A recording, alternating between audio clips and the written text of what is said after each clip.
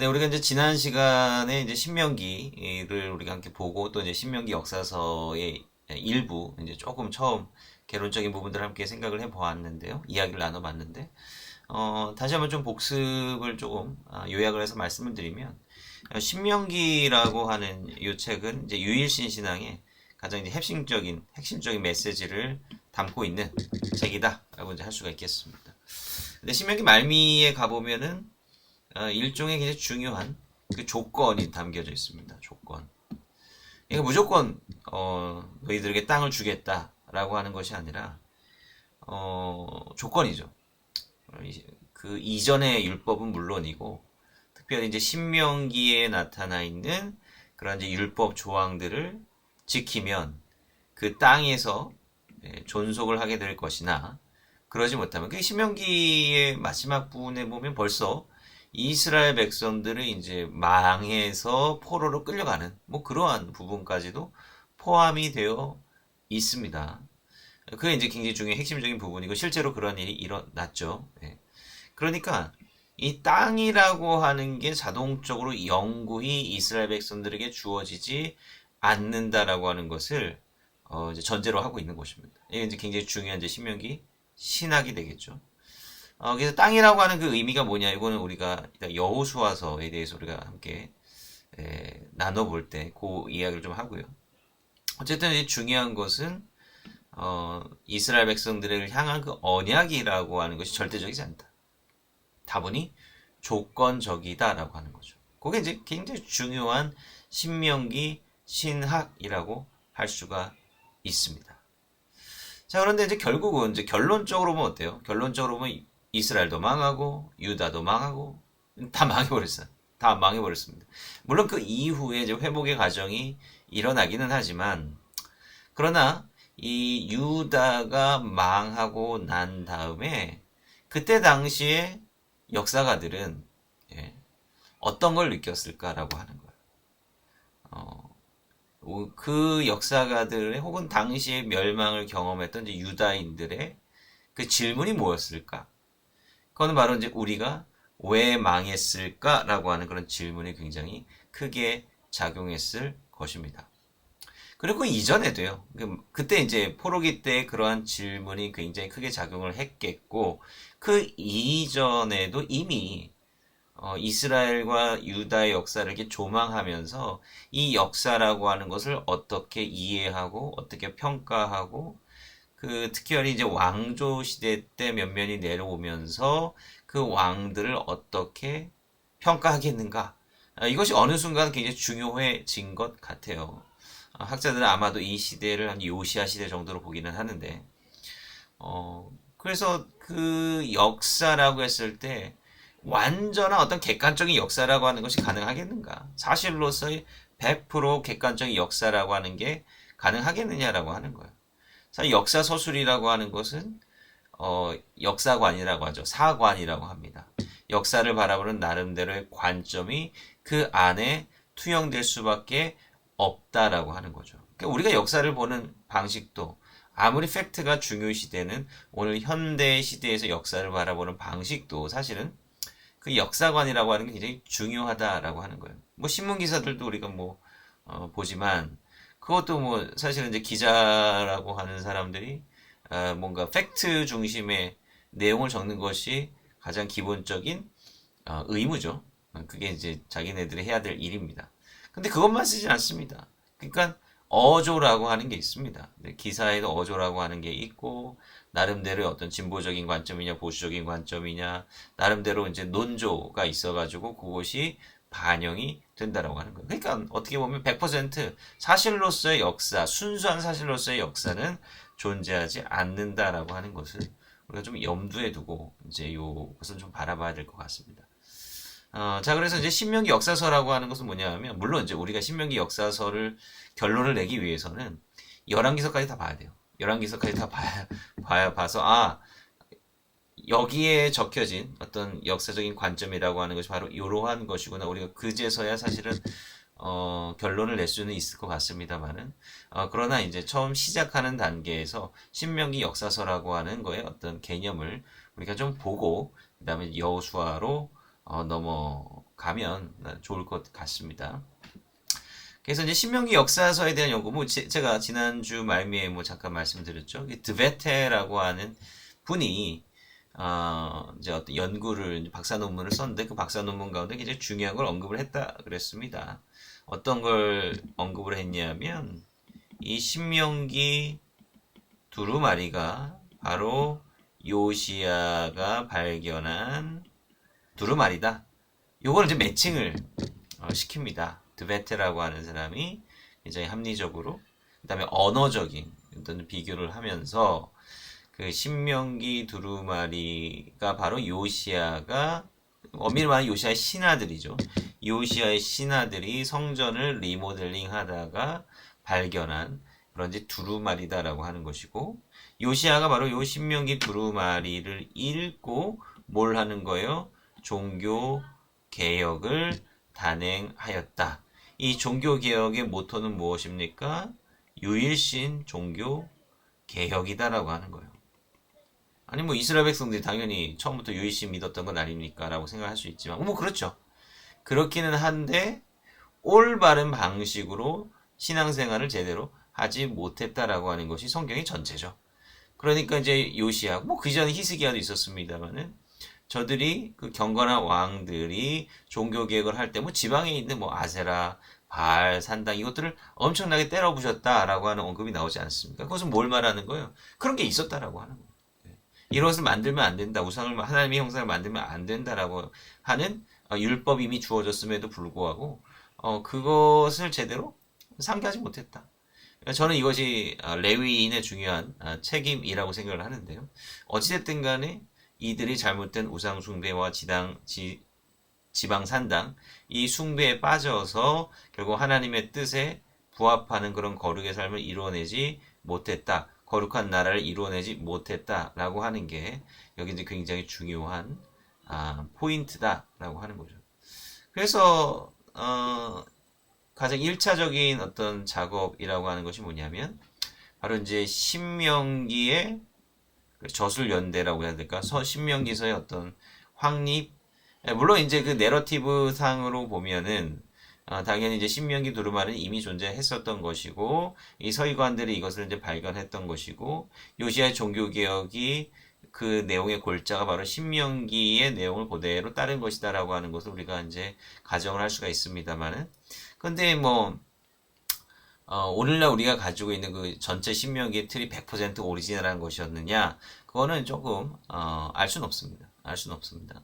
근데 어쨌든 간에 상당 부분 신명기의 많은 부분들이 이미 존재를 하고 있었다고 할지라도 아마 또 요시야 시대 때 그 신명기 신학의 어떤 정신이 어떤 중요하게 실천이 되었고 그 시간에 만약에 부족한 부분이 있었다라고 한다면 보완을 하였고 이제 그러한 작업들이 요시야 시대 때 이제 본격적으로 진행이 되었다라고 하는 것을 우리가 이제 생각해 볼 수가 있다라고 하는 것입니다.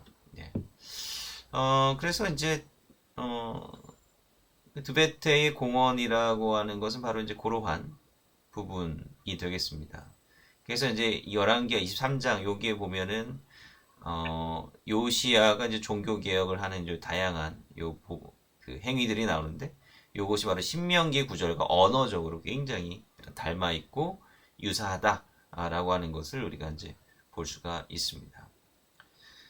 그 다음에 이제 뭐 에발트라고 하는 사람이 나오는데요. 이 사람은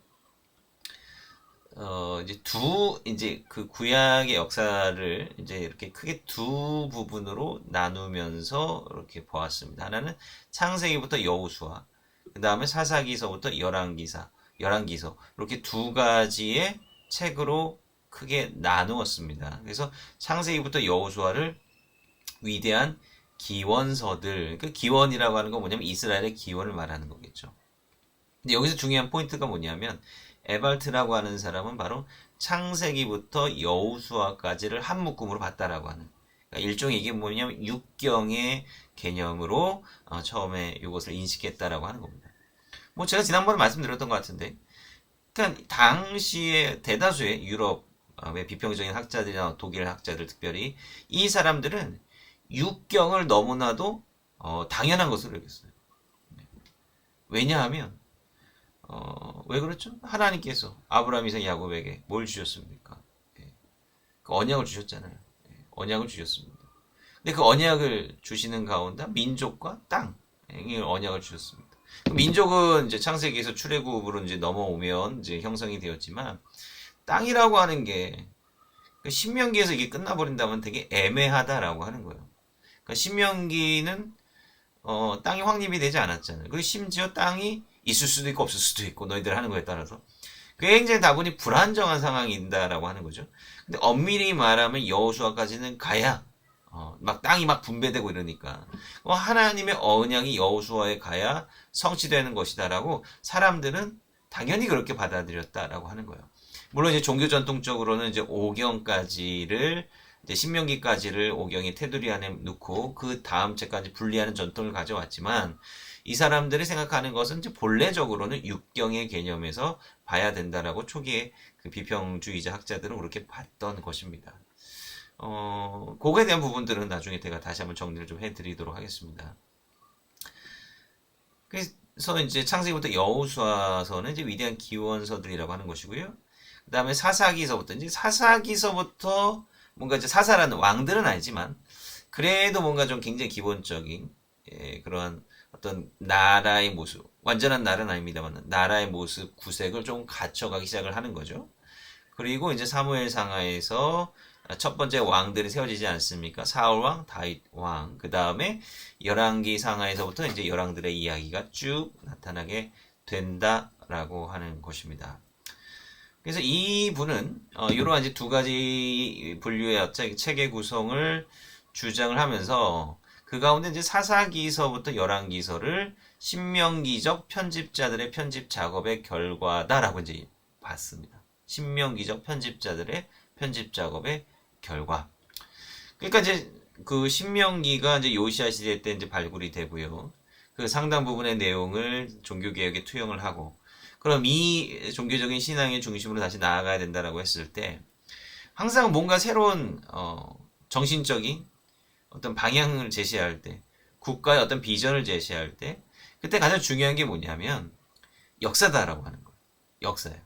예, 동서고금을 막론하고 이 역사라고 하는 것은 그 백성들의 중요한 아이덴티티, 정체성, 나아가야 될 방향, 비전 이것을 강조하고 되새기게 하는 굉장히 중요한 교보제의 역할을 했다라고 하는 것입니다. 그러니까 이제 신명기라고 하는 거의 정신이잖아요. 우리가 왜 지금 이렇게 우여곡절을 겪어오면서 지금까지 살아왔느냐라고 하는 거예요. 우리가 때로는 왜 실패했고 우리가 왜 때로는 어려움들을 왜 어떻게 이겨낼 수 있겠느냐라고 하는 거예요. 그것이 바로 신명기 신학. 그러니까 우리 국가의 어떤 정체성은 바로 신명기 신학 위에 서야 된다라고 하는 그러한 모토가 분명히 있었다라고 이제 생각을 하는 거죠. 그러니까 우리 어떤 국가적인 방향성은 다른 제국과는 달리 하나님의 언약, 하나님의 율법 이것에 전적으로 순종하느냐, 그렇지 못하느냐에 따라 달려 있다. 그래서 다시 역사를 써보자 이거예요. 그 이전에 숱한 왕들의 역사가 있었는데, 그러니까 우리가 뭐 세속적인 관점에서 보면, 그 이제 땅을 넓히고, 정말 커다란 나라를 세우고, 뭔가 군대나 재정적인 부분을 아주 든든하게 확립하고, 그러니까 이런 왕들이 이제 보통은 이제 굉장히 훌륭한 왕이다라고 생각을 하겠지만, 그런데 신명기 역사관에 따르면 그렇지 않습니다. 그러니까 이제 고고학적으로나 어떤 물질 문명주의적으로 봤을 때 가장 든든하게 뭐 좀 추앙받는 왕이라고 여겨질 수 있는 사람은 뭐냐면 흥미롭게도 오므리 왕과 아하 왕이다라고 하는 거예요. 그러니까 성경의 역사 속에서 뭐 가장 패역한 왕이라고 하면은 오므리 왕조 아닙니까? 그러니까 그 왕들이 어찌 보면은 고고학적으로 발굴한 결과를 보면은 가장 강대한 제국을 이스라엘에 건설했다라고 하는 겁니다.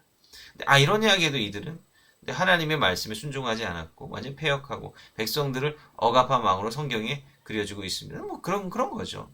그러니까 뭐 개인적인 어떤 능력이나 어떤 나라를 경영하는 능력, 뭐 겉으로 나타나는 어떤 결과들 이런 것들은 지표가 얼마든지 좋을 수는 있겠지만 그러나 그것이 영원한 것은 아니기 때문에 그리고 그것으로 인해서 결국 이스라엘 백성들이 잘못된 길에 들어서서 망하게 되었기 때문에 결국 저들의 했던 업적은 아무것도 아니다. 예. 이런 것이 바로 이제 신명기 역사가의 평가다라고 하는 거예요.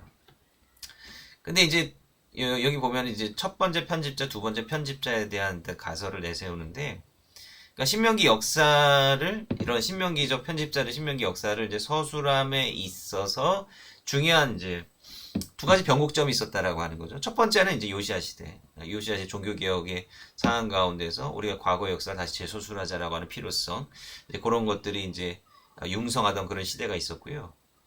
근데 이제 두 번째의 중요한 변곡점은 아까 말씀드린 것처럼 망했을 때, 예, 망해버렸다라고 하는 거예요. 우리는 왜 망했나? 라고 하는 겁니다.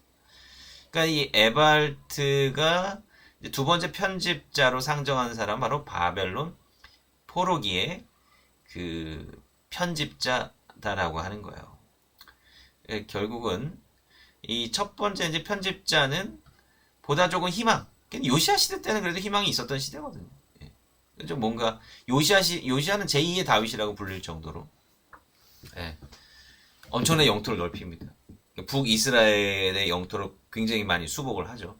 물론 그때 이제 아수르가 이제 멸망을 하고 바빌론의 패권을 이제 잡아가고 이제 그러한 어떤 그 제국이 지각 변동을 하던 시기였기 때문에 그 권력의 공백기를 틈타서 요시아가 이제 그 공고하게 이제 자기네 영토를 충분히 확보할 수 있었습니다. 그는 제2의 다윗이었어요. 예. 그리고 종교개혁도 성공적으로 단행을 하였습니다. 모든 게 좋은 시기잖아요. 그죠? 모든 게 좋은 시기입니다. 근데 이제 그것이 요시아의 죽음, 갑작스러운 죽음과 함께 한풀 꺾이게 되지만, 어찌됐든 간에 이제 요시아가 이러한 종교개혁을 단행하고 영토를 넓혀가고 이럴 때는 그래도 다윗 왕조에 대한 분명히 희망이 있었을 것이고, 뭐 이제 사무엘상 여기 뭐 12장이라든지 사무엘상 7장에 보면 영원한 다윗 왕조에 대한 언약이죠. 영원한 다윗 왕조의 언약. 예. 나단 신탁이라고 하죠. 근데 이제 이러한 아주 희망적인 비전, 다윗 왕조의 영원성, 이제 이런 것들이 분명히 조명이 되는데 망했다 이거예요. 예. 그럼 사람들이 질문하죠. 왜 망했어? 이렇게 영원히 다윗의 왕조를 보호해 주시겠다라고 하는데 우리 왜 망했어? 이런 어떤 신학적인 질문이 당연히 들게 된다라고 하는 것이고, 그래서 이제 포로기 시대에 또 재차 이 두 번째 어떤 편집의 과정이라고 해야 될까요? 저술의 과정이라고 해야 될까요? 이런 것이 있게 되었다라고 생각하는 겁니다. 그래서 이제 두 번째 편집이 가해질 때에는 재앙에 대한 부분을 강조하는 거예요. 특히 이제 사사기 같은 경우에는 하나님에 대한 불순종하면 너희들 망한다, 압제당한다, 쫓겨난다 라고 하는 이런 부분들을 아마도 더하여서 이제 신명기 역사서를 이렇게 보완했을 것이다 라고 하는 생각을 하는 거죠. 근데 이제 신명기 역사서에 있어서 굉장히 중요한 분기점이 된 사람이 바로 마틴 노트라고 하는 그런 사람입니다. 마틴 노트는 그러니까 이제 우리가 이제 현대적인 관점에서 이제 신명기 역사서를 바라보는 관점이 사실 마틴 노트의 이 사람도 굉장히 오래된 사람이긴 하지만 마틴 노트의 관점에 준해서 이제 신명기 역사서를 보통을 이제 인식한다라고 이제 보시면 돼요. 예. 그러니까 이 사람은 육경이라고 하는 틀을 당시에 이제 학계에서는 굉장히 도그마처럼 여겨졌던 육경이라고 하는 틀을 과감하게 깨버립니다. 예, 과감하게 깨버려요. 그래서 제가 뭐 지난번에도 말씀드렸던 것 같지만 이 신명기라고 하는 요 책의 정체성을 뒤에 나오는 역사서와 더 가깝게 보고 앞에 나오는 창세기부터 민수기 사이보다 이건 이제 간격을 벌리는 거죠. 오히려 더 역사서 쪽에 더 가깝게 이제 신명기를 붙입니다. 그러니까 신명기는 일종의 이제 역사를 서술하는 굉장히 중요한 서론과도 같은 역할을 하는 거예요. 그리고 그 뒤에 역사를 쭉 서술하는 거죠. 신명기적인 관점에 따라서 서술을 하게 된다라고 하는 겁니다. 그래서 엄밀히 말하면 이제 마틴 노트는 좀 극단적으로 표현한다라고 한다면 이제 그 사경의 어떤 관점이라고 이제 보는 거죠. 예, 물론 이제 마지막에는 이제 이것이 오경으로 이제 정립이 되는 것이긴 한데 그 이유에 대해서는 제가 나중에 좀 말씀드리도록 하겠습니다. 저는 뭐 어느 학자의 의견이 옳다라기보다는 약간 좀 중도적인 입장을 좀 가지고 있는 편이기는 한데요.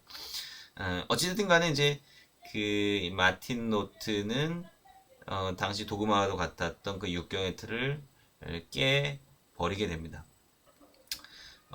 그래서 그 여기 보면 이제 그 오경의 이제 자료들이 여호수아서까지 이제 이르지는 않다. 그러니까 완전히 성격이 다르다는 뜻이에요. 네.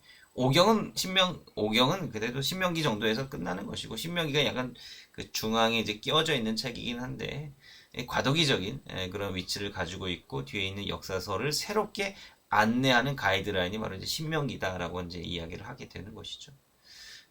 그래서 앞에 나와 있는 창세기부터 이제 민수기하고는 그런 여호수아서는 조금 내용상 문체적으로는 단절되어 있는 책으로 봐야 된다라고 이제 생각을 하게 되었다라고 하는 것입니다.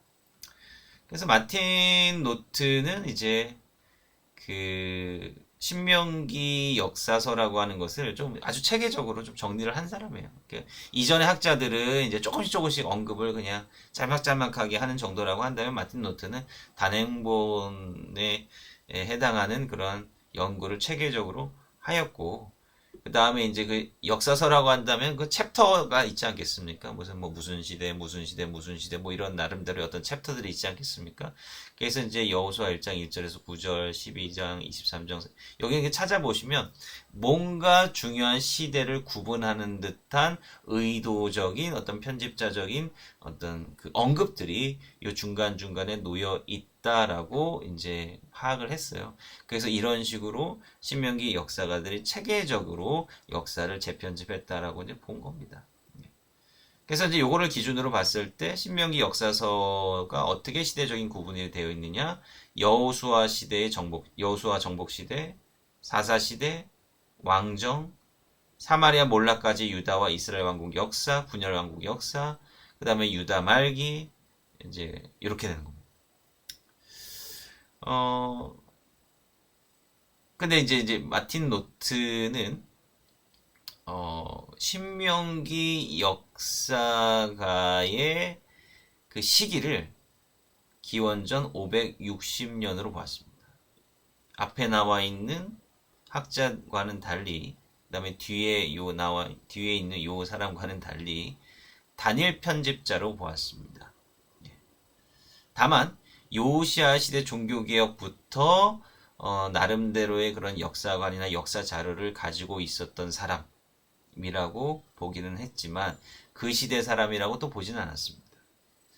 왜냐하면 결국 그런 문제거든요. 뭔가 그 당시의 신명기 역사가가 왜 이 역사를 저술하게 되었을까라고 하는 거예요. 그 신명기 역사서와 대비되는 것이 역대기 역사서라고 하는 겁니다. 이 역대기는 이제 구약 성경의 마지막에 붙어 있는 책이죠. 히브리 성서의 배열상에서. 근데 역대기는요, 이 신명기 역사서에 나와 있는 책들과는 좀 어조가 많이 다릅니다. 역대기는 그야말로 좀 희망에 차 있습니다. 신명기 역사서 같은 경우에는 뭐 다윗의 죄라든지 왕들의 어떤 실책이라든지 이런 것들이 굉장히 많이 들어가 있습니다. 그대로 솔직하게 다 기록을 해나가고 있죠. 심판을 받았던 역사들. 근데 역대기는 굉장히 어떤 긍정적인, 굉장히 종교적인 이러한 서술들 일색이에요. 그리고 역대기는 그 마지막에 어떻게 끝납니까? 포로로 들어갔다가 포로에서 해방되는 이야기로 끝나고 있다라고 합니다. 그러니까 역대기서의 어떤 저술 시점은 포로기 이후 기환할 때 뭐 그 전후로 해가지고 쓰여진 것이라고 이제 볼 수가 있겠습니다. 뭐 그렇기 때문에 역대기에서는 뭔가 희망이 있어요. 희망이 있습니다. 앞으로 우리가 어떠한 이 나라의 청사진을 그려 나가야 될 것이냐. 하나님께서 이 다윗 왕조를 다시 회복시켜 주실 것이다라고 하는 그런 기대감을 가지고 이제 역대기를 쓴 거예요. 그런데 이제 신명기 역사서는 이게 완전히 다릅니다. 신명기 역사서가 어떻게 끝나니까 열왕기하가 어떻게 끝나요? 이제 유다가 다 멸망하고 시드기야 잔인하게 죽죠. 그리고 여호야긴, 여호야긴 에서서에 나오는 앞쪽에 언급이 되는 여호야긴이라고 하는 이 왕이 여호야긴이라고 하는 이 왕이 감옥에 갇혀 있다가 바빌론 감옥에 갇혀 있다가 풀려나서 바벨론 왕의 식탁에 함께 참여하고 다른 왕자들 못지않게 아니면 그보다 더 귀한 대접을 융숭이 받았다. 이걸로 끝납니다. 이게 뭔가 대하 역사 치고는 굉장히 좀 애매한 역사로 끝나버린다라고 하는 거예요. 그래서 아마도 신명기 역사가의 마음에는 이런 게 있지 않았을까. 첫 번째로 왜 망했을까? 야, 우리 왜 망했지? 과거에 우리가 이러이러한 잘못을 했어. 신명기 신학에 보니까 우리가 이러이러한 잘못을 했던 거야. 그리고 역사를 쓴다는 건 뭐예요? 역대기처럼 그렇게 딱 확증된, 우리 이제 회복됐어. 우리 지금 예루살렘에 돌아가. 그만큼의 희망은 아니지만 아주 살짝 희망을 본 거죠. 아주 살짝. 손에 잡히진 않아. 근데 왜 이런 살짝 희망을 보게 되느냐 하면 다윗 왕조가 아직은 어때요? 끝나지는 않았다라고 하는 것을 이 사람이 발견을 한 거예요. 여호야긴이 감옥에서 무참히 죽지 않고 살아남았다 이거예요. 그리고 자손을 낳아서 이어갔다라고 하는 거예요. 그러니까 다윗 왕조가 뭐예요? 엄밀히 말하면 다윗 왕조가 망하지 않았어요. 다윗 왕조가 살아 있다라고 하는 거예요. 그 이후에 다윗 왕조가 다시 부흥하지 않을까 확실하진 않아요. 그래서 이 열왕기하까지 역사는 굉장히 애매모호합니다.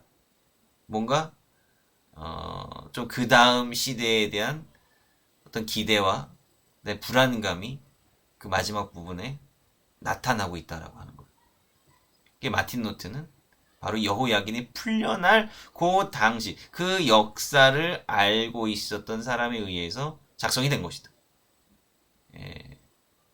물론 자신들의 잘못했던 어떤 과거를 반추함과 동시에 뭐 아예 희망이 없다라고 하면 역사를 뭐 쓸 일이 뭐가 있겠습니까? 그냥 포기하는 거죠. 그러나 포기할 수 없었던 것은 뭐냐면 아주 희미하게나마 그 희망을 보았기 때문이다라고 하는 거죠. 근데 그 부분을 우리가 좀 생각해 볼 필요가 있다라고 하는 것입니다.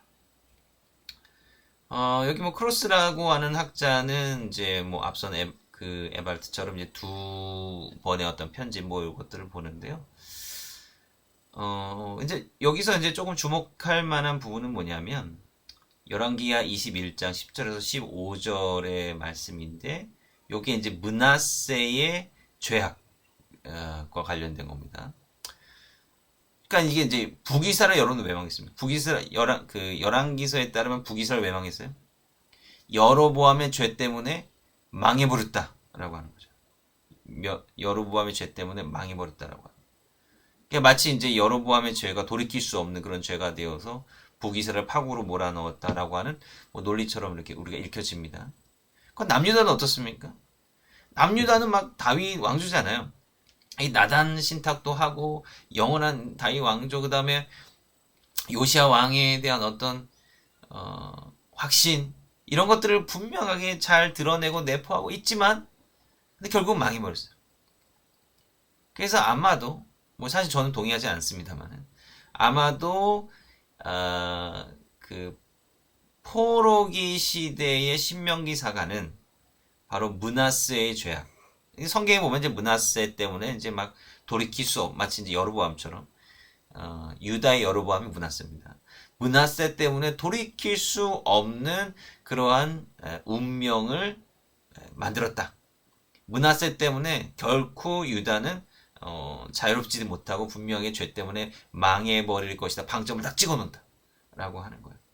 그래서 포로기 이후의 신명기 역사가는 므낫세에게 그 모든 책임을 돌리는 언급을 여기다가 적었을 것이다. 뭐 이렇게 이야기를 하고 있습니다. 우리가 이제 이 성경을 우리가 좀 꼼꼼히 한번 읽어볼 필요가 있습니다. 이제 이런 학자들의 이론만 들어서는 사실 조금 감이 안 올 수도 있는데 우리가 성경을 여기서 꼼꼼히 한번 좀 읽어볼 필요는 있어요.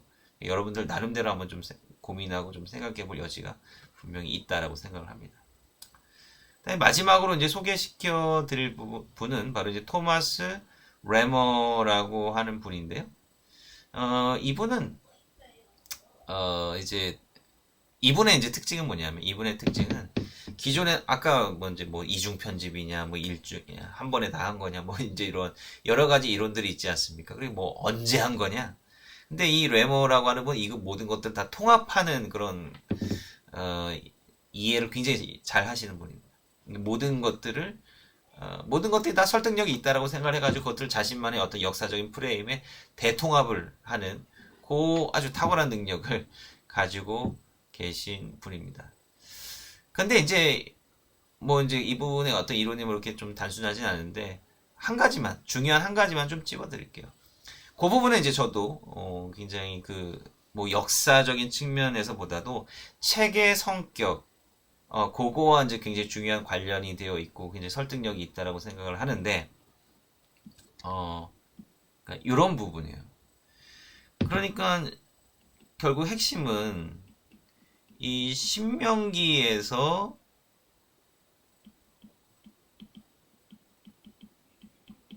오경이 끝나는 이유가 뭐냐라고 하는. 그러니까 우리도 질문할 수 있잖아요. 아니 그래도 속 시원히 여호수아까지는 그래도 가야 하나님의 언약이 끝나는 것 아닙니까? 왜 신명기에서 끝나야 됩니까? 라고 하는. 토마스 레먼은 이렇게 설명을 합니다. 이 사람은 이제 6경하고 5경을 둘 다 받아들이는데 초반기에는 원래는 6경의 개념이 지배했다라고 합니다. 초반에는. 그러니까 이 족장들에게 백성과 땅에 대한 언약을 주셨어요. 그 언약이 여호수아 때 성취된 것이다. 여기 이제 그들이 이제 왕국을 발전시켜 나갈 때 처음 가지고 있었던 역사관이었다라고 이제 보는 거죠. 그런데 이제 이것이 언제 바뀌느냐? 바로 멸망 이후, 유다의 멸망 이후에 바뀌게 되었다라고 이제 이야기를 합니다. 자, 유다의 멸망 이후에 뭐가 강조되냐면 하나님의 말씀. 하나님의 말씀이 강조. 율법이라고 하는 게 중요하게 강조가 되었을 것이다. 아까 제가 말씀드렸죠. 신명기는 이 땅에 대한 부분이 오락가락한다. 땅에 대한 확신이 자동적이지 않다. 라고 하는 것을 말씀드린 거죠. 그리고 유다 백성들이 포로기 이후에 실제로 그걸 경험을 한 거예요. 아, 우리 진짜 망할 수 있네. 우리의 땅이 영원하지 않네. 우리의 성전이 영원하지 않아. 그 우리가 붙들어야 될 게 뭐냐? 바로 율법이다라고 하는 그런 깨달음이 유다 백성들에게 분명히 있어 왔고, 그 다음에 율법을 중심으로 한 종교가 뭐예요? 유대교잖아요. 유대교의 태동, 요거와 관련이 있었을 것이다. 그래서 처음에는 이제 여호수아서까지로 있었지만, 그러나 이것을 분리시켜 떼버리고 나중에는 창세기부터 신명기까지 있는 오경을 확립했을 것이다 라고 이 사람은 이렇게 이야기를 하고 있어요. 그러니까 법의 성격을 가진 신명기서까지를 하나의 중요한 구약의 베이스로 삼게 되었고 여호수아부터는 이렇게 떼버렸다. 그거는 별개의 역사서로 떼버리고 그 다음에 앞에 나와 있는 창세기부터 신명기를 이제 구약이 가장 중요한 베이스로 삼게 된 것이다. 여기 이제 다분히 어떤 현실적인 그런 인식이었다. 필요였다. 라고 이제 이야기를 하고 있는 거예요. 물론 이 역사 과정에 대해서 동의를 할 수도 있고 안 할 수도 있는데요. 근데 적어도 저는 이 책의 성격, 5경이냐 6경이냐, 왜 5경으로 제한되어야 되느냐, 왜 신명기는 이렇게 애매하게 끝나는데 왜 5경에서 마무리가 되어야 되느냐라고 했을 때 이 책의 성격을 규정하는데 그의 이론이 좀 도움이 될 수는 있다라고 생각합니다. 창세기부터 신명기는 결국은 토라, 즉 법, 기본이 되는 가르침을 담고 있다라고 하는 거예요. 가르침을 담고 있다. 그리고 이것을 이러한 가르침에 기반해서 그 다음에 역사가 서술이 되는 것이고 그 모든 신학이 전개되는 것이다라고 하는 바로 사실 이 부분이 중요한 것이죠. 그래서 이제 이런 논의의 과정들이 계속 있어 왔다라고 하는 거예요. 그래서 우리가 성경을 통전적으로 이렇게 사실 이해를 해야 되거든요. 그러니까 물론 각 권에 혹은 각 이야기, 각 성경의 이야기들을 뭐 아주 깊게 들어가야 될 때도 있겠지만, 근데 우리가 성경을 이해하고 또 다른 뭐 평신도 분들이나 다른 동료분들에게 이것들을 가르치고 이해하고 내 스스로도 위해서도 뭔가 성경에 나와 있는 것을 통전적으로 이해할 때에 바로 이러한 관점을 갖는 것이 중요하다라고 하는 거죠. 네. 그러니까 신명기에서 끝난다라고 하는 것은 우리의 어떤 신앙적인 부분과도 이제 관련이 되어 있다라고 생각합니다. 그러니까 우리가 항상 뭔가 좀 불안하잖아요. 우리의 삶이 불확실하고. 그러니까 삶의 어떤 불확실성이라고 하는 하나님을 믿는 신앙 가운데서도 불확실성이 여전히 우리 가운데 상존한다라고 하는 것은 성경의 구조 자체가 그렇게 이야기를 하고 있다라고 하는 거예요. 앞날은 모르는 거죠. 우리가 땅을 점령할 수 있을지 땅을 점령하지 못할지 모르는 거예요. 근데 적어도 중요한 것은 뭐냐면 우리가 하나님의 말씀과 율법 안에 존재하느냐. 사실 그 부분이 가장 핵심적인 부분이다라고 하는 거예요. 여기서 말하는 율법은 유대의 문자주의적인 율법주의를 말하는 것이 아니라 우리 기독교인들에게 있어서는 온전한 진짜 믿음이라든지 그런 부분들이다라고 하는 거예요. 세상에 확실한 것은 없다. 성경의 구조 자체도 그것을 강조하고 있다라고 하는 거예요. 당장 우리가 원하는 때에 원하는 방식으로 원하는 모양으로 그 모든 것들이 금세 성취되지는 않지만 적어도 중요한 것은 이 말씀 가운데 우리가 서 있느냐라고 하는 것을 확인하는 것이 중요하다라고 하는 거죠. 그래서 이제 이러한 오경 그 다음에 뒤에 나오는 어떤 신명기 역사서를 구별하는 이 문학적인 구조 자체도 우리의 어떤 현실적인 모습을 실존을 반영하는 것이다라고 하는 거죠. 그러니까 이제 이러한 측면에서 그 성경이라고 하는 거는 이제 과거의 역사, 구약의 역사로 그냥 끝나버리는 것이 아니라 계속해서 오늘 우리 삶 가운데서 반복되는 그러한 이야기, 그러한 치밀한 구조로 이루어져 있다라고 하는 것을 우리가 이제 볼 수 있습니다. 그래서 한번 넘어가 보도록 하겠습니다. 여호수아서를 한번 넘어가 보죠. 혹시 뭐 질문 있으시면 해주셔도 되고요. 자, 그래서 이제 좀 PPT 보내고 좀 바꿔봤습니다. 자, 그래서 그 신명기 역사서의 가장 첫 번째 책이 바로 이제 여호수아서가 되겠습니다. 자, 여호수아서. 사실 이게 참 논란이 많고, 참 이해하기 어렵고, 그 다음에 이제 믿지 않는 사람들이 성경을 공격할 때 아주 제일 손쉽게 공격할 수 있는 그 내용이 바로 여호수아서에 있습니다. 그리고 지금 이스라엘하고 이란하고 전쟁하지 않습니까? 뭐 휴전 중이긴 하지만. 그런데 이제 참 어려운, 뭐라고 해야, 끔찍하다고 해야 될까요? 그게 뭐냐면, 이게 인간 어떤 폭력의 역사가, 인간의 어떤 폭력의 행위라든지 폭력의 어떤 방편이라고 하는 것이 종교와 맞물리게 되면 정말 끔찍한 그런 결과를 초래합니다. 뭐 가구 십자군 원정도 그랬고, 그러니까 소위 말하는 홀리워, 성전이죠, 성전. 예, 뭐 이슬람 사람들이 지하드라고 하는데 이 성전이라고 하는 것이 사실 인류에 있어서 엄청나게 끔찍한 많은 비극적인 역사를 초래했다라고 하는 겁니다. 성전이 뭡니까? 하나님의 이름으로 하는 전쟁, 폭력이잖아요. 그러니까 물론 그 안에는 사실 이면에는 어떤 정치적인 목적이나 어떤 자기 이익이 다 들어가 있어요. 그런데 거기 군대, 그 전쟁터에 나아가는 뭐 군인들에게 혹은 자국민들에게 전쟁의 정당성을 종교적으로 승화시키려고 하는. 이건 하나님께서 우리에게 주신 명령이니까 우린 가야 돼. 우리 저 예루살렘을 탈환해야 돼. 저 이교도들을 다 없애버려야 돼.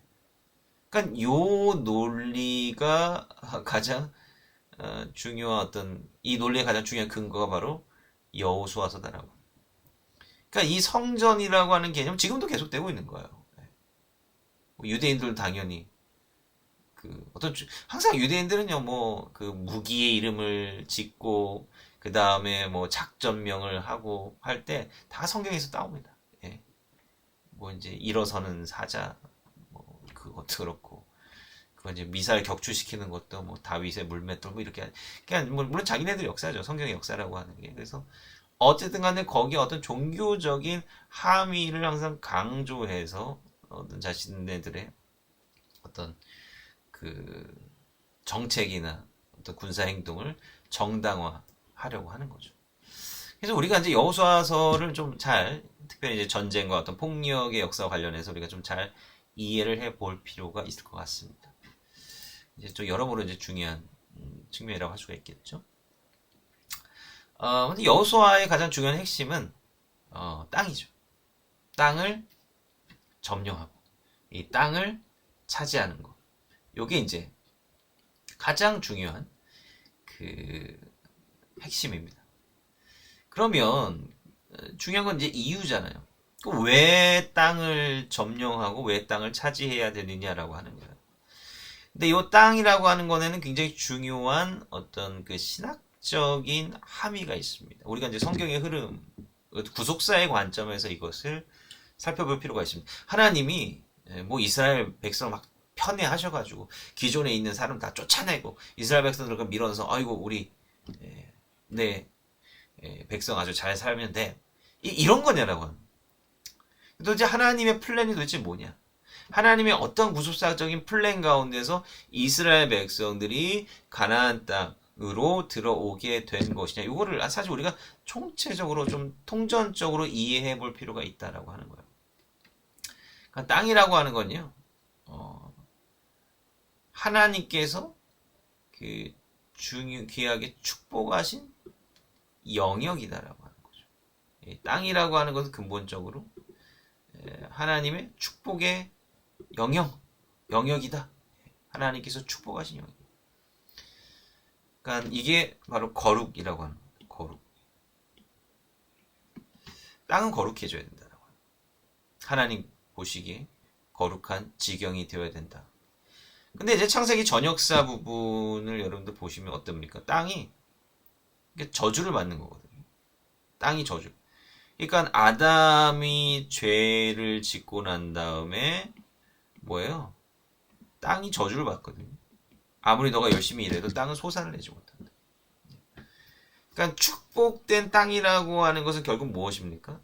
거기서 생명을 계속 움트는 거, 생명을 계속 내보내는 게 땅이 가진 굉장히 중요한 축복이고 그래야 살 수 있는 거예요.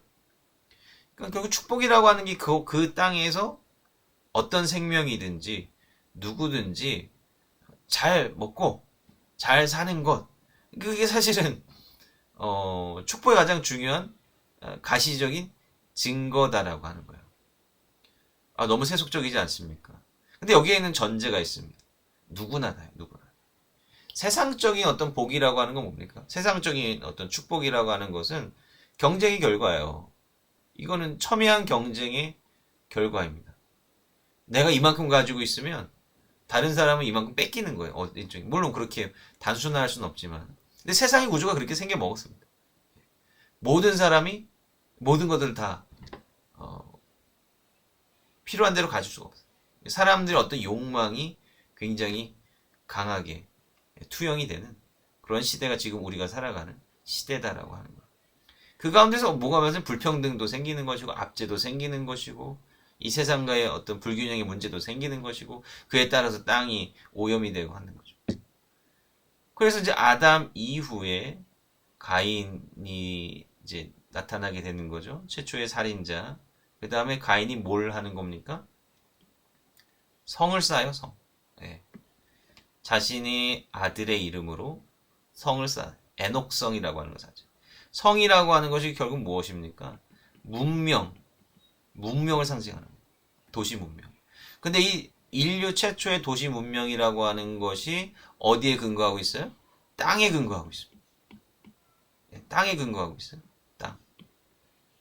그럼 땅에서 뭐? 농사죠, 농사. 그러니까 농사를 결국 인간들이 짓게 되면서 도시를 이루고 성을 쌓기 시작했다라고 하는 겁니다. 농사를 짓기 시작하니까 거기에 많은 생산물들이 나오죠. 생산물들이 많이 나오니까 남는 것들이 생긴단 말이에요.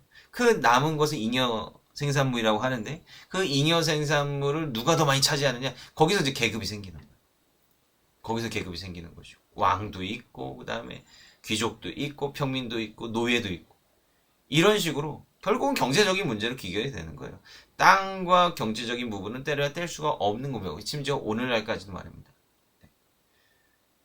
그러니까 인간들은요, 자신들의 가치가 지배되는 땅을 차지하기 시작하는 겁니다. 그러니까 이런 문명이라고 하는 것이 점점 더 확장되고 넓혀져 가는 거예요. 그리고 이 문명이라고 하는 그 성이라고 하는 그 경계라고 하는 그 틀 안에는 뭐가 지배하는 겁니까? 인간의 법이 지배해요. 인간의 법. 근데 우리가 오경에서 본 건 뭐예요? 바로 하나님의 법이죠. 그러니까 하나님의 어떤 구속사의 방향성이라고 하는 게 뭡니까? 인간이 자기네들의 세속적인 가치, 욕망의 가치, 경쟁의 가치, 잘못된 가치가 그 영향력을 확대해가는 그 땅을 거룩한 땅으로 바꾸시려고 하는 거예요. 잘못된 영역을, 잘못된 가치가 지배하는 그 영역을 하나님의 법이 지배하는 그 영역으로 변화시키고 바꾸시는 것이다. 이게 이제 구약에 나타난 하나님의 구속사의 핵심이다라고 생각합니다.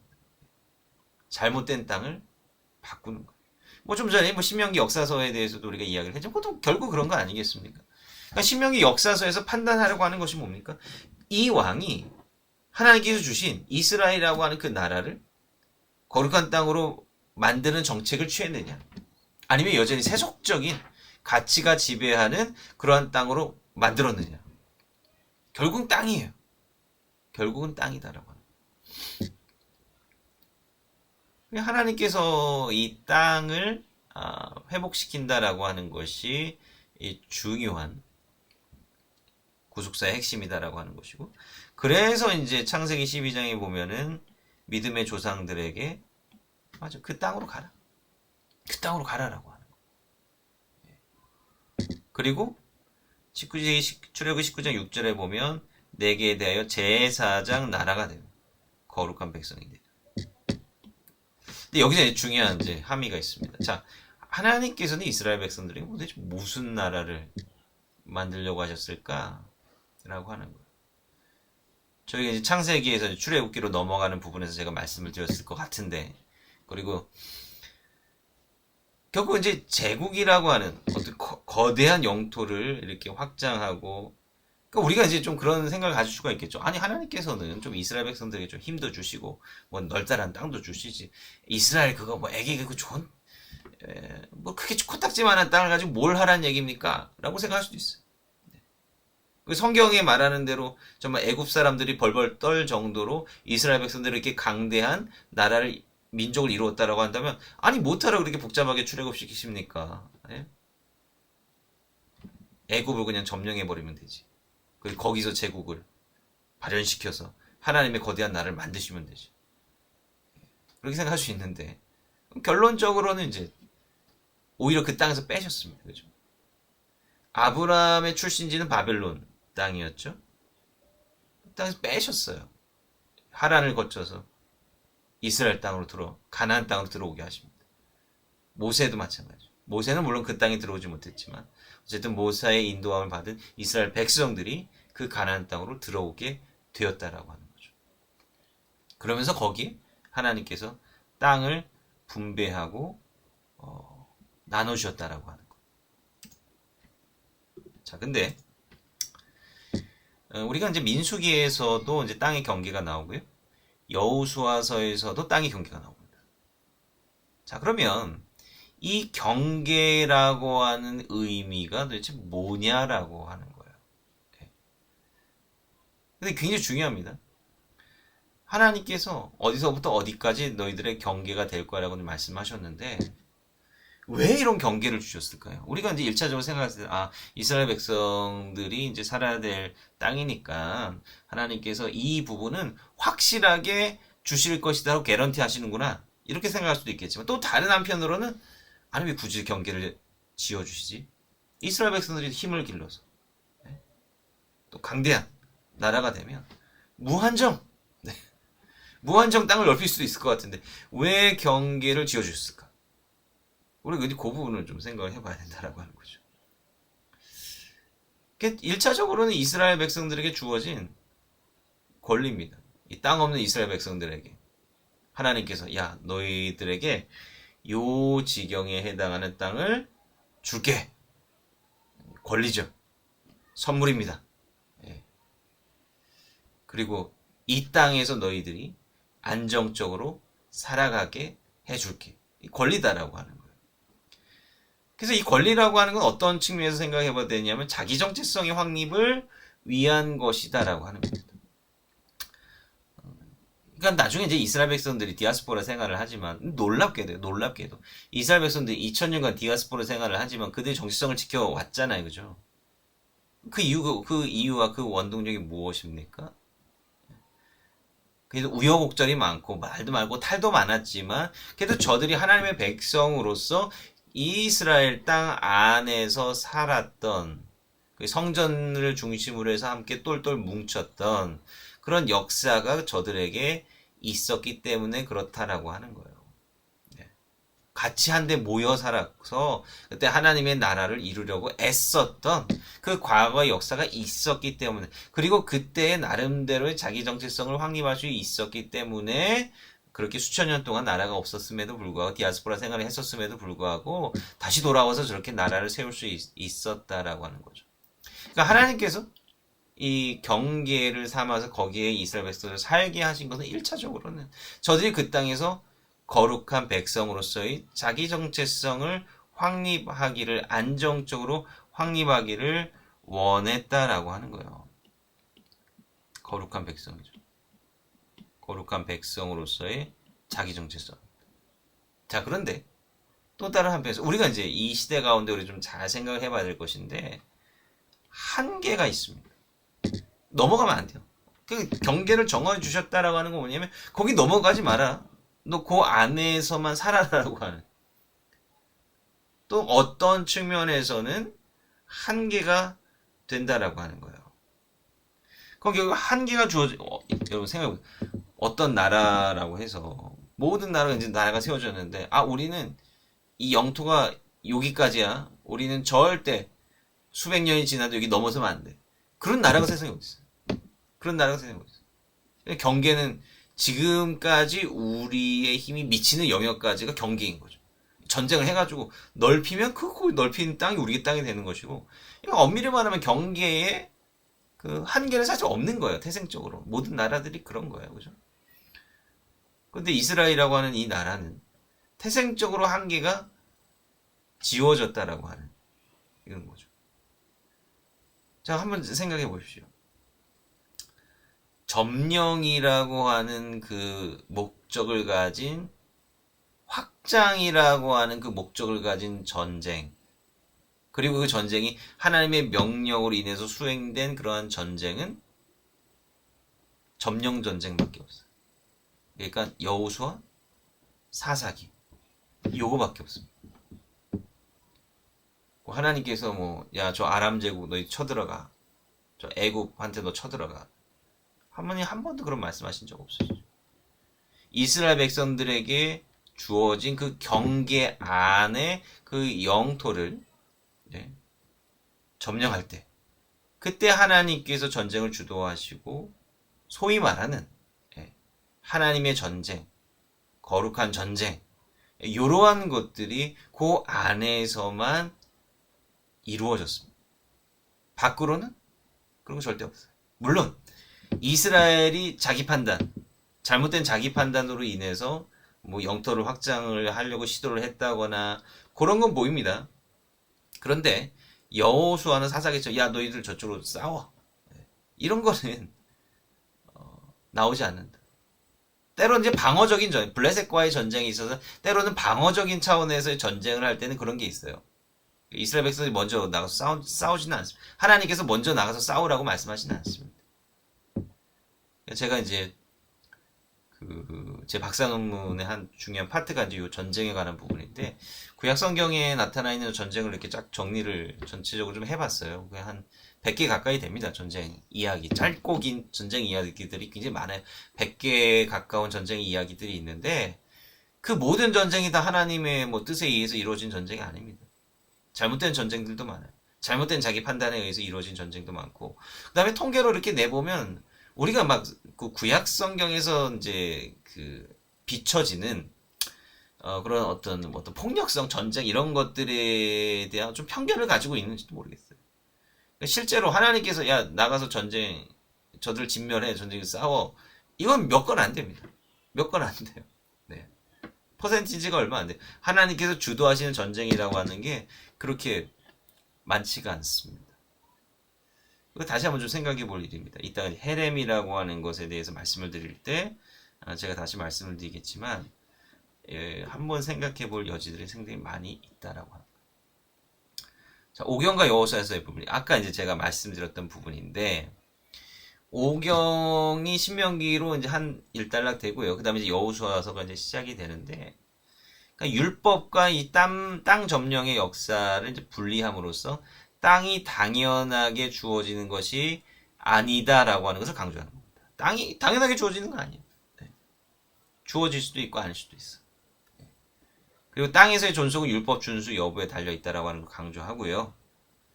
근데 우리가 흔히 생각할 때 이제 제가 육경 이론이 잘못되었다라고 생각하는 굉장히 중요한 큰 이유가 뭐냐면 그럼 여호수아서에는 완벽한 땅 점령을 이야기하고 있느냐라고 하는 거죠. 사사 시대는 완벽한 땅 점령이 이루어진 상태에서 벌어진 역사 아니에요. 예. 여호수아서 13장에 보면은 야 너 나이 하나님께서 여호수아에게 말씀해 너 나이 지금 나이가 굉장히 많이 들었는데 아직도 점령할 땅이 많아. 점령할 땅이 많아. 그러니까 땅 점령이 다 안 됐는데 땅 분배를 해주시거든요. 그게 뭐냐면 이제 일종의 설계도예요. 여호수아서에 나와 있는 땅 분배에 대한 그런 언급은요. 너희들이 앞으로 뭐 이미 점령된 땅도 있지만 앞으로 너희들이 시간을 두고 여기까지 가야 돼. 여기 땅을 점령해야 돼. 사사기서 보면은 나중에 단지파가 자기네들의 지중해 쪽에 할당받은 땅이 있거든요. 거기 땅 점령 못했어요, 결국. 그래서 북쪽으로 기 올라가서 평화롭게 살아가고 있는 그런 사람들을 쳐들어가서 거기다가 단성읍 짓고 뭐 산당도 짓고 그런 건 아니겠습니까? 그러니까 우리가 피상적으로 봤을 때 여호수아에서 땅 점령된 거 아니야? 뭘 땅을 들어가긴 했으니까. 근데 이게 완벽한 땅 점령이라고 볼 수가 없다라고 하는 거예요. 그러니까 사실 오경에서 신명기에서 일단락되는 게 맞죠. 거기서 이제 주장하는 바는 당연히 거기서 강조하는 바는 당연히 하나님의 말씀에 온전히 서 있을 때 그 다음의 역사가 이제 이어질 수가 있다라고 하는 것을 이제 말하는 겁니다. 그래서 여호수아서의 이제 구조를 보면은 이제 땅 점령 준비를 합니다. 그 다음에 이제 땅 점령 준비는 이제 요단강을 이제 건너기 전에 이제 여리고에 이제 스파이를 보내고 그 다음에 요단강 건너고 그 다음에 이제 거기서 유월절을 보내죠. 할례를 행하죠. 굉장히 의미 있는 겁니다. 그러니까 이제 여호수아서는 이제 여리고성 전투로부터 시작을 하는 건데 여리고성 전투는 6장에서 시작되는 거예요. 그러니까 1장에서 5장 물론 이제 여리고 그 정탐꾼 이야기도 이제 포함이 되어 있긴 하지만 앞에 굉장히 서론이 길어요. 근데 서론이 긴 거 같지만 이게 굉장히 중요한 부분입니다. 전체가 24장이잖아요. 근데 1에서 5장까지가 준비 단계거든요. 근데 이 준비 단계는 막 군사적인 준비를 하는 거고 뭐 그런 게 아니라 뭔가 의례적인 준비를. 그러니까 뭐 군사 훈련을 하는 것도 아니고 네. 뭐 할례를 행한다든지 그 다음에 유월절을 지킨다든지 뭐 이러한 의식적인 뭐 길갈에 12도를 세운다든지라고 하는 이런 굉장히 의례적인 부분에 포커스가 맞춰져 있다라고 하는 그게 이제 여기 전쟁의 의미가 도대체 뭐냐라고 하는 것 그것을 이제 분명히 이야기해주고 있는 것이고요. 그 다음에 6장에서 12장은 가나안 땅 정복이 됩니다. 여리고성을 필두로 해서 여리고성, 아이성, 오르헬라가 해가지고 중앙산지 쪽으로 이제 넘어가서 이제 셰펠라 지역이라든지 그 이남 지역 오늘 이제 왕국 시대 때 유다 지역들을 이제 점령을 해 나가는 거고요. 그 다음에 북쪽 갈릴리 쪽으로 쭉 올라가죠. 거기서 이제 북쪽 지역의 왕들 이제 북이스라엘 영토를 이제 점령하는 그러한 역사 기록이 쭉 나오죠. 그 다음에 이제 13장부터 이제 땅의 분배에 대한 이야기가 나옵니다. 그래서 여기는 9.5지파, 9지파 반. 그러니까 이제 민수기에서 이미 2지파 반은 요단강 동편에 그 자리를 잡았죠. 나머지 지파들하고 레위 지파 여기에 대한 땅 분배가 나옵니다.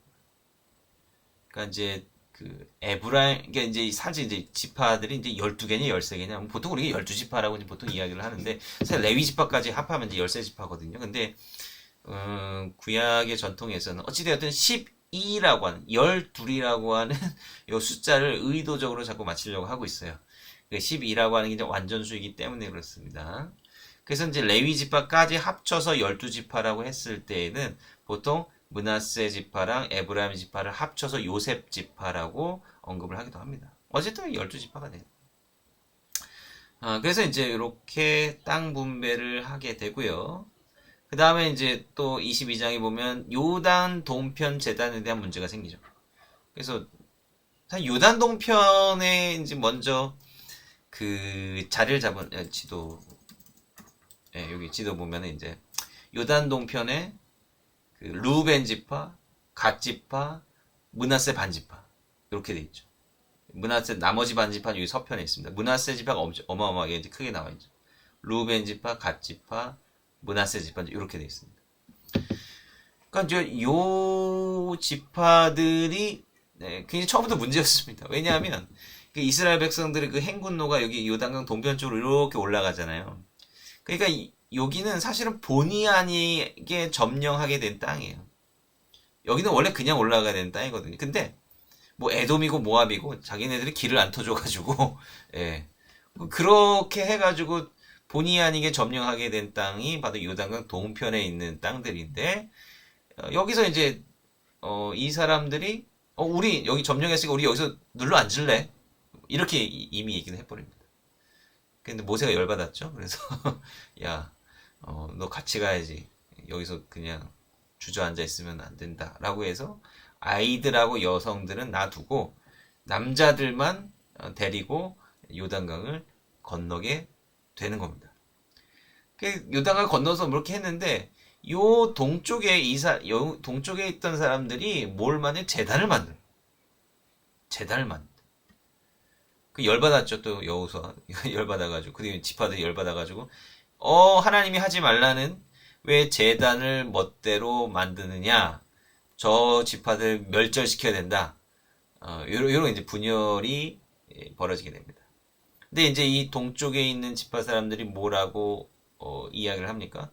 그거 제사용도 아니야. 나중에 시간이 몇 대가 굉장히 중요한 부분인데요. 이제 여호수아서부터 이제 중요하게 대두되는 게 뭐냐면 기억이거든요. 기억이에요. 사실 여호수아까지만 하더라도 그 보면은 시간이 굉장히 천천히 가는 거거든요. 그죠? 출애굽기, 레위기, 민수기, 신명기 굉장히 긴 시대인데 모세예요. 모세의 시대예요. 굉장히 긴 책들인데 분량은 굉장히 긴데 모세의 시대란 말이에요. 그 다음에 여호수아의 시대예요. 그냥 24장 통이 그냥 여호수아의 시대입니다. 근데 사사기로 딱 넘어가잖아요. 21장인데 수백 년이에요. 훅 지나가죠. 예. 근데 그 훅 지나갈 때에 문제가 되는 게 뭐냐면 기억입니다. 기억. 네. 그러니까 모세와 여호수아 시대는 다른 시대에 비해서 비교적 천천히, 이게 분량 대비 천천히 흘러가는 겁니다. 그거를 각인시키는, 우리 성경을 읽는 사람한테도 그걸 천천히 각인을 시켜주는 거예요. 차근차근. 근데 사사기 시대 때부터 굉장히 페이스가 빨라지죠. 예. 근데 그 페이스가 그 빨라지는 그 기나긴 시간 동안에 이스라엘 백성들이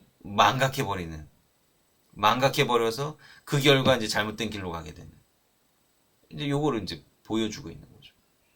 그래서 이 동쪽에 있는 지파들이 이제 뭐라고 이야기를 하냐면, 뭐 결국 그 얘기대로 되긴 됐지만, 어쨌든 시대가 지나서, 물론 이제 요단강 서편에 하나님의 제단이 세워지지 않겠느냐. 뭐 이때는 뭐 예루살렘에 대한 뭐 개념이 없었으니까. 서편에 뭐 제단이 또 세워지지 않겠어? 근데, 우리 자손들이 너희들이랑은 이제 강을 두고 떨어져 있기 때문에 너희들과 우리가 본래 한 이스라엘이었는지 망각할 수 있다.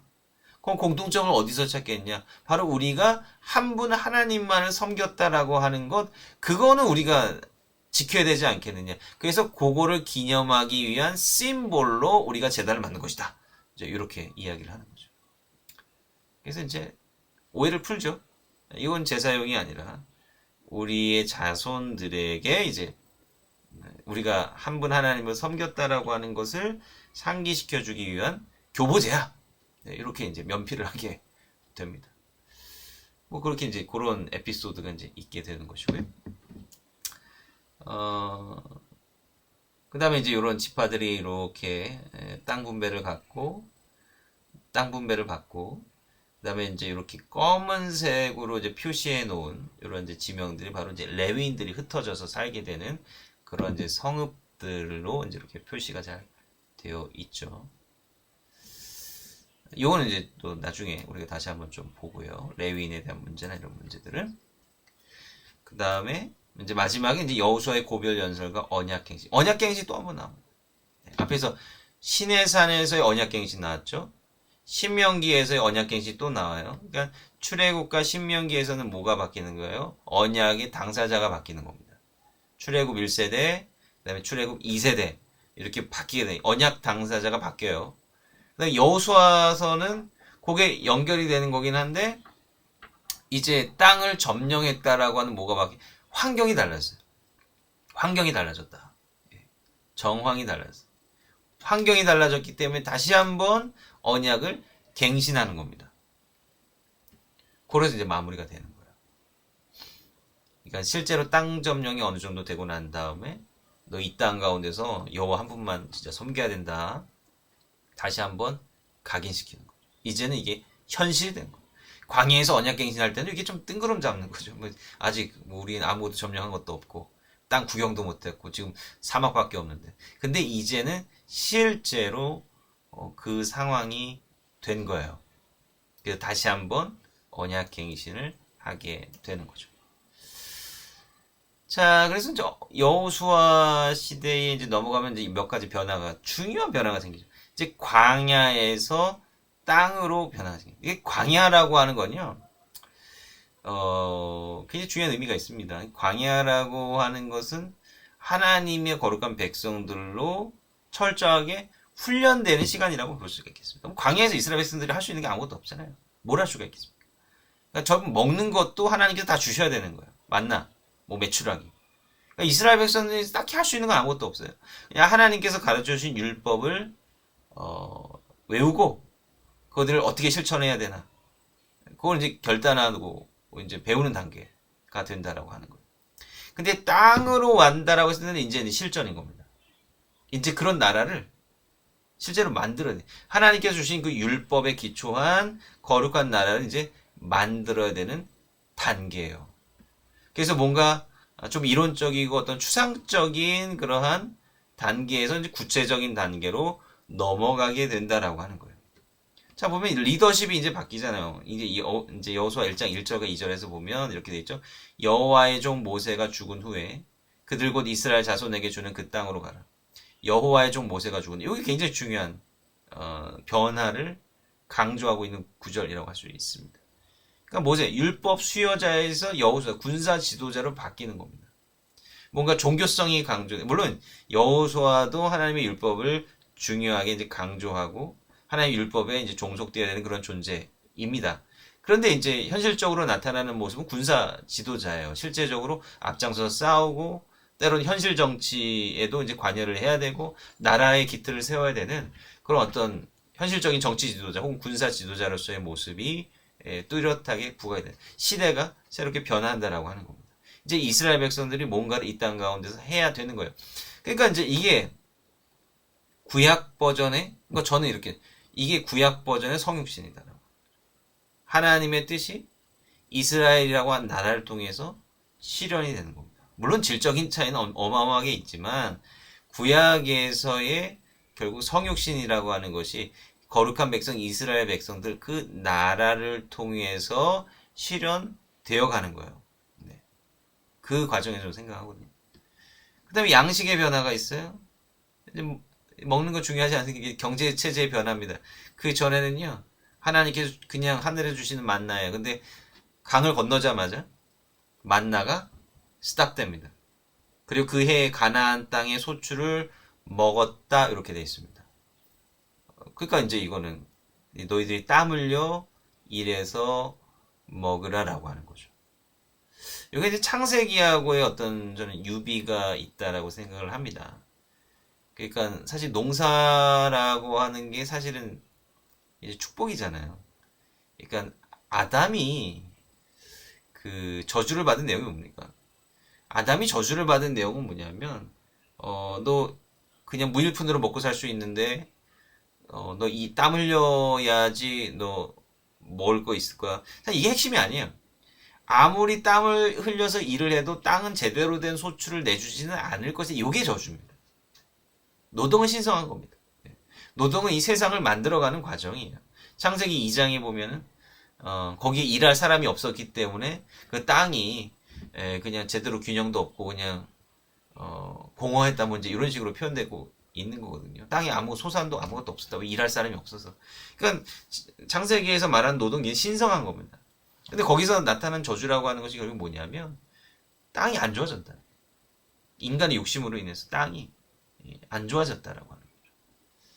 근데 이제 그 가나안 땅에서 이스라엘 백성들이 그 소출을 먹기 시작했다라고 하는 것은 이게 이제 거룩한 땅으로 변화해 가기 시작했다라고 하는 것을 의미하는 거죠.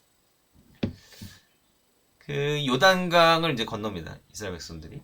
근데 그냥 철벅철벅 건너지 않죠. 물론 이제 요단강 자체도 뭐 그렇게 수량이 많지는 않습니다.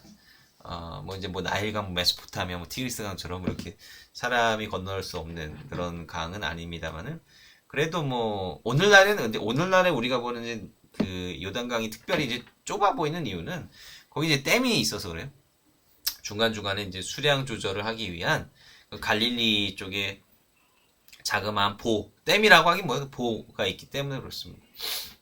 옛날에는 그거보다는 많았을 겁니다.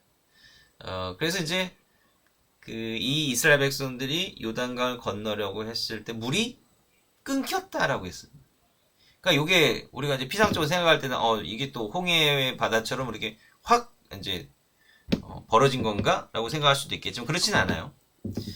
여기 이익상 목사님이랑 우리 이스라엘에서 공부하셨던 그분이 이제 만든 이 사이트를 보면 설명이 아주 잘 나와 있습니다. 이제 여기 보시면 이제 요단강 이제 좀 하류 쪽, 이제 갈릴리 이남 쪽에 이제 요단강인데 여기 보면 이게 다 진흙 같은 그런 토사예요. 이게 굉장히 그 약한 지대입니다. 지반이 굉장히 약한 지대고 흙들이 많고 토사들이 굉장히 많이 있어요. 근데 이제 여기 보면은 그 예전에 좀 지진 활동들의 기록이 있습니다. 지각 활동의 기록이 있어요. 지각 활동이 막 일어나가지고 그리고 이제 1900년대 이후에 들어와서도 요 지각 활동이 있었을 때 여기 있던 토사들이 물을 덮쳐가지고 마치 댐처럼 물을 막아가지고 요단강이 끊겼던 때가 많지는 않지만 몇 번 기록에 남아있을 정도입니다. 이거는 지금도 일어날 수 있는 일이다라고 하는 거죠. 그러니까 뭐 사람들은 이제 요것을 그 여리고성이 이제 무너진 것과 연관을 시키기도 합니다.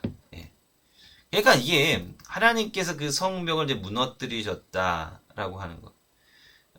우리는 이제 이것이 이제 굉장히 중요한 신앙적인 해석이라고 생각을 하거든요. 실제로 벌어졌던 일, 그 다음에 어떤 그것을 신앙적으로 바라보는 관점. 저는 이게 굉장히 중요한 포인트라고 생각을 하는데, 한번 생각해보면 이게 결국은 우리 인간의 어떤 역사 속에서 일어났던 하나님의 놀라운 기적인데, 겉으로 봤을 때는 뭐 지진이 일어날 수 있죠. 지진이 일어날 수 있어요. 근데 왜 하필이면 이때냐라고 하는 거죠. 이걸 과학적으로 분석을 해서, 그거 지진 일어나가지고 이거 막힌 거고, 그거 여리고성 무너진 거, 그거 지각 활동에 의해서 그거 무너진 거야.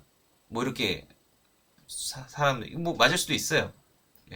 그리고 이제 아까도 말씀드렸지만 이 고대의 역사라고 하는 어떤 신앙적인 역사라고 하는 것이 근본적으로는 뭐예요? 신앙적으로 바라본 역사거든요.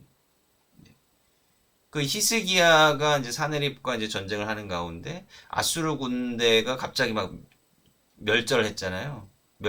갑자기 전멸했잖아요. 그 성경은 하나님의 천사가 내려와서 그들을 다 진멸했다라고 되어 있는데 그 후기 유대 문헌을 보면 그게 뭐라고 써져 있냐면 그게 전염병이었다. 이렇게 적고 있습니다. 그 저는 좀 생각해 볼 필요가 있다라고 생각을 합니다. 오늘날에 그러니까 우리가 이런 거랑 비교를 해볼 때 왜 오늘날에는 그런 기적을 일으키지 않으시지?라고 생각할 수도 있어요. 왜 기적을 일으키지 않으실까? 저는 그건 잘못된 생각일 수도 있다고 생각합니다. 오늘날에도 기적이 충분히 일어납니다. 근데 우리가 생각하는 기적은 그와 다를 수가 있다라고 하는 거죠. 그 시대에 하나님께서 그냥 초월적으로 역사할 수도 있겠지만, 그러한 이 세계의 질서에 맞게 인간의 삶에 발맞추어서 하나님께서는 역사하시는 거죠. 직업 활동, 뭐 그냥 괜히 일어나겠습니다. 하나님께서 그러한 모습으로 해 주셨겠죠. 근데 그거를 하나님의 역사이냐 아니냐라고 하는 것을 분별하는 게 굉장히 중요한 것이고, 전염병으로 군대가 몰살당하는 거, 이거는 숱하게 있었던 일입니다. 근데 그거를 어떻게 해석하느냐가 굉장히 중요한 거죠. 하필이면 왜 그 타이밍에, 왜 그러한 절체절명의 위기상황 가운데 하나님께서 이러한 일을 행하셨을까? 세상에 우연이 없다라고 생각을 하고 그 모든 것이 하나님의 섭리 가운데 있다라고 하는 그런 분별력을 가지게 되면 세상을 좀 다르게 볼 수 있다라고 하는 거예요. 신앙적인 눈으로 분별할 수 있다라고 하는 거죠. 그럼 오늘날에는 기적이 있습니까? 없어요? 좀 기적이 있어요. 근데 우리가 그것을 민감하게 분별하지 않으려고 할 뿐이죠. 이 부분이 굉장히 중요합니다. 물론 이제 실제적으로 어떠한 일이 일어났는가라고 하는 것은 뭐 정확하게 규명하는 것은 굉장히 이제 어려운 일은 분명합니다만은, 그러나 우리가 한번 좀 생각해 볼 여지는 있다라고 하는 것은 좀 생각을 합니다.